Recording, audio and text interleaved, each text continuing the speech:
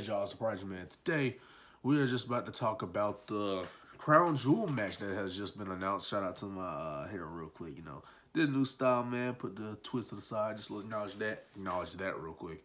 But anyway, talking about the Roman versus Logan match that just got announced earlier today. The press conference was great. I liked it. It was entertaining.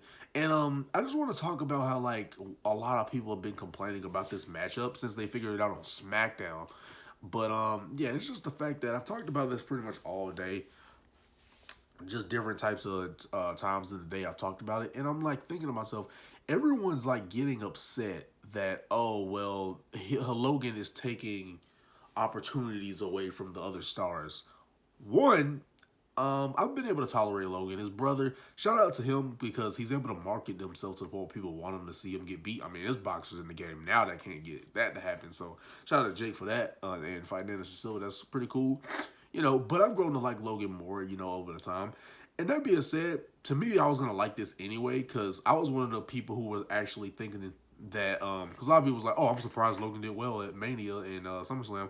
I wasn't because I was like, he just comes off as a guy who's willing to put in the work. So, and I knew he was going to be, like, because people were surprised by Bad Bunny. And the second I saw that, I'm like, I feel like Logan's going to join that group in the sense of, like, people who take it seriously and are going to actually put in the work to get in the ring and, like, perform well. So, it's going to be a good match, for one. Two, I don't think he should get squashed because, realistically, Logan is younger than Roman, and he's got, the speed on him. The only thing really Roman beats him in is an experience and strength.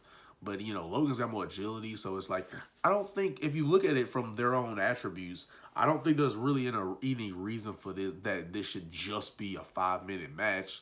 So, yeah, I think it's going to be a good match, maybe 15-plus minutes at least. I hope they get at least more than 15 minutes. I'll say that.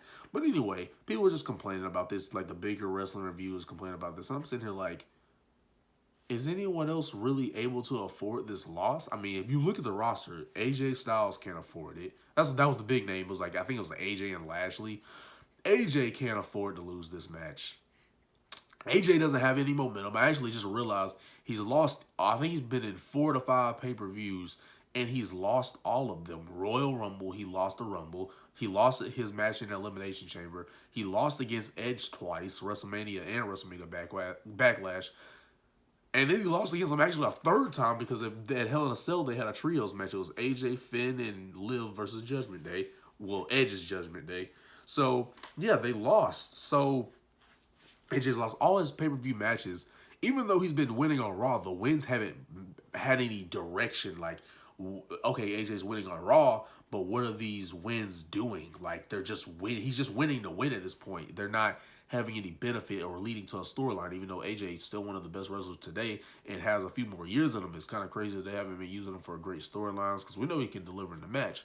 But anyway, that would have made sense because at this point, they've gotten to a point in Roman's career, secondly, like the second half of his career, like being the second year, they've gotten to a point where Roman Reigns has just been beating people to beat him just because they don't want to take the belts off him at this point. It's not even like, all right, cool story. They get some benefit from losing to Roman, look strong, whatever.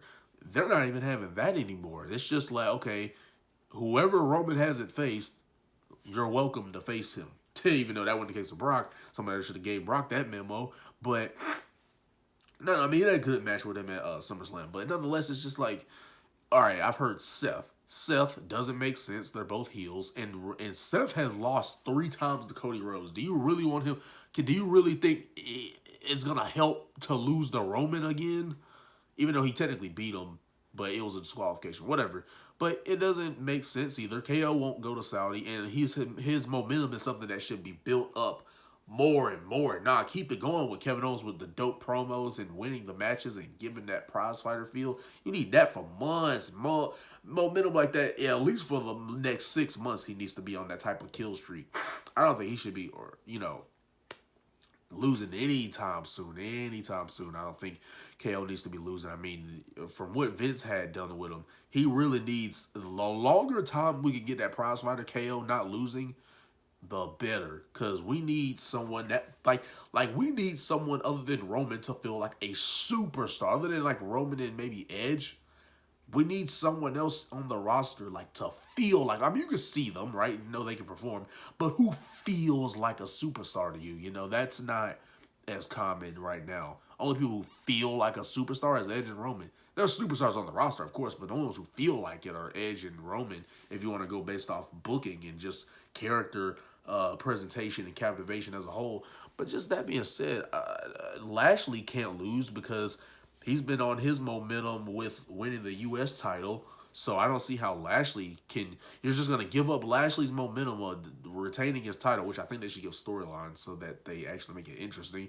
But you know, so that's just more than just him winning to make that title prestigious. But he's been winning his matches. I wouldn't want his momentum tarnished just because they needed a wrestler. What are people calling it? A legit wrestler to face him at Crown Jewel. When Crown Jewel has literally been about just big names. They're not even carrying heavy on the matches. I mean, they've had Goldberg versus Undertaker, which was one of the most terrible matches ever. You could probably find an indie Joker match that would be better than that. Like a Joker of an indie match would probably top that match.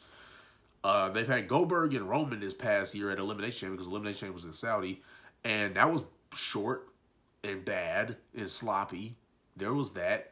So Saudi has a rep, and then they have multiple times they've done Brock Lesnar. I mean, they did Brock Lesnar and Ricochet at one point for Super Showdown. So the Saudi shows are all about name value. They're not really heavily pressed on the quality of matches. They get them great, but they're more just about bringing in the big name like Wyatt and Goldberg. Why do you think they make these world champions face people like Brock or Goldberg? I mean, it's because they're just there. They just bring them in for the big names. Oh, don't even get me started on Bray and Goldberg. Jeez. Anyway, we all know who should have won that match. But anyway, I just don't see and they started it well. Like Logan Paul, I saw the whole podcast. It was great with great podcast. Roman, then he starts kind of talking some stuff after Roman leaves, and Roman tweets like, "Hey, you know, you obviously would talk after I just left," and then he gets Heyman to handle it, and then you know, Logan saying, "How's Heyman gonna handle me?" and stuff like that. And how do you plan on handling me? It's like stuff like that. He was saying like, yeah, I'd beat Roman. You know what I mean? He was saying that on the podcast. Like he was really serious about it. It was great.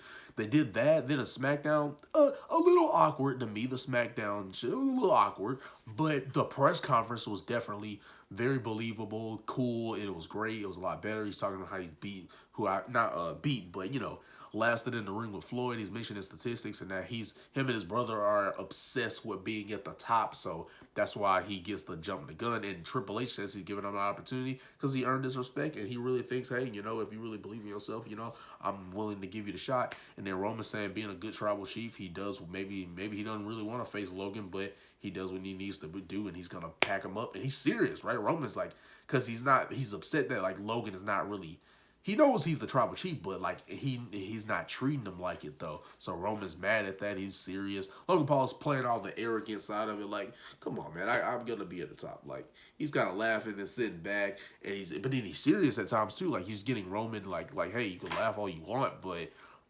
don't be surprised, but, like you're underestimating me, but, you know, don't be surprised when I beat you. Obviously, we know Roman's gonna win, but I'm willing to. I didn't mind this match at the beginning, but now I kind of want to. Like, now I want to see it. Like it was like, all right, I'll watch it. I don't mind. But now it's like they're making me want to see it. So the thing with this is, no one gets fed by Roman. Logan's not planning on being a full-time wrestler to get built up for the future.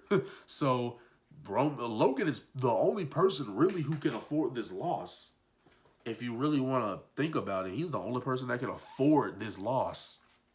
I mean, to be real with you, I just named everybody you could have put up against him. Braun he just got back. Why would you want his momentum derailed? That's Vince McMahon booking, which was building Strowman up, and then you have him put all the way back down to the card. That was what Vince did with Strowman. So he don't need no momentum lost. So this is what I mean. The people you could have put up against Roman either don't need their momentum destroyed, or they would have just been fed to Roman and gone back to nothing. And they would have gotten, even if they had a strong showing, they would have there would be no benefit. Karrion Kross is a heel. He shouldn't be facing him. Priest shouldn't be facing him. And then everyone else is kind of like a rematch. So this is what I'm saying. Like, if you look down the line,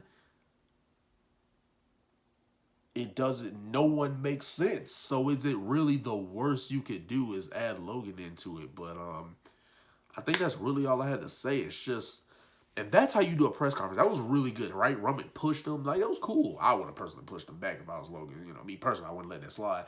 But it was a good press conference. That's how a press conference is supposed to go. Not the little media scrum where Punk verbally buries everybody. Not that.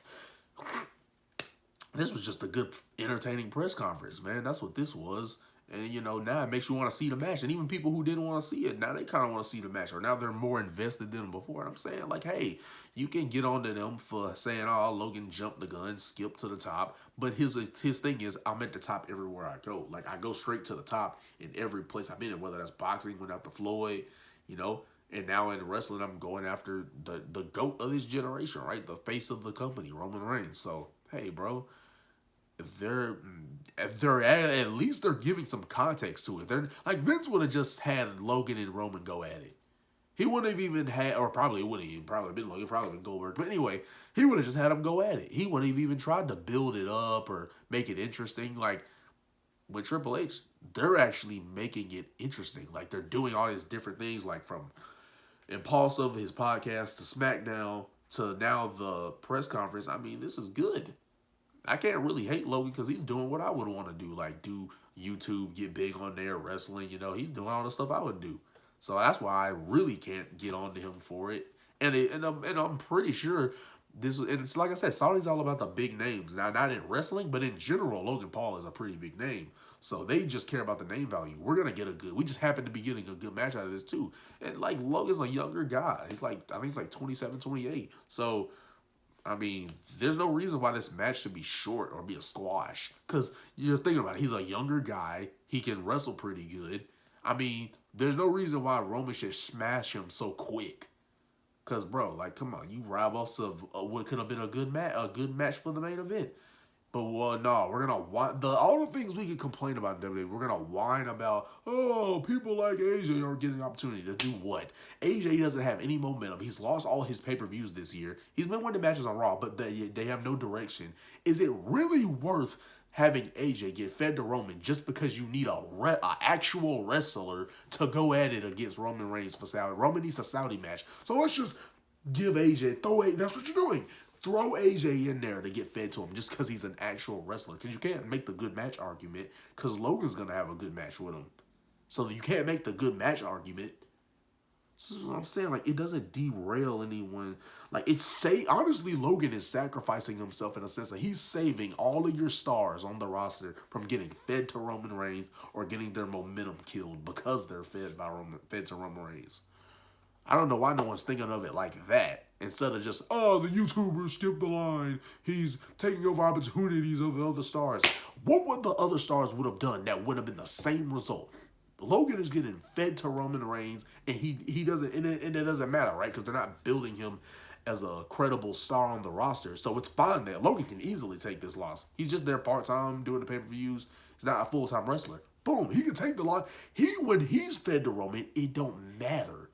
Everyone else, it's like this matters for their future booking. They don't want Roman beat by Roman Reigns. It's not the best thing to have on your resume. So this is what I mean, man. It's just, I don't see how it would have been any better with an actual wrestler. I guess they're just meaning full-time guys who've been on the roster. That's another way. That's what they mean by actual wrestlers. But anyway, it wouldn't have been any different. You would have gotten a good match, and they would have been fed to Roman Reigns. It's the same. It doesn't matter if you throw an AJ in there or a Lashley. It doesn't matter. The result is the same. A good match with Roman winning. That's what it would. Even with Logan in there, it's going to be a good match with Roman winning. It would have been the same thing. Or obviously, the match would have been different because, different moveset. But in terms of just match quality, it would have been a good match either way. Whether it's a Logan or AJ or Lashley, it would have just been a good match with Roman winning. I would much rather him beat someone who's not having a longevity in WWE in a sense of not having an actual career there, a full-time career. I'd much rather somebody like that get Roman beat, for the rest of this year. Because I don't think he's going to fight at some Extreme Rules, I don't think. I'd rather him beat Logan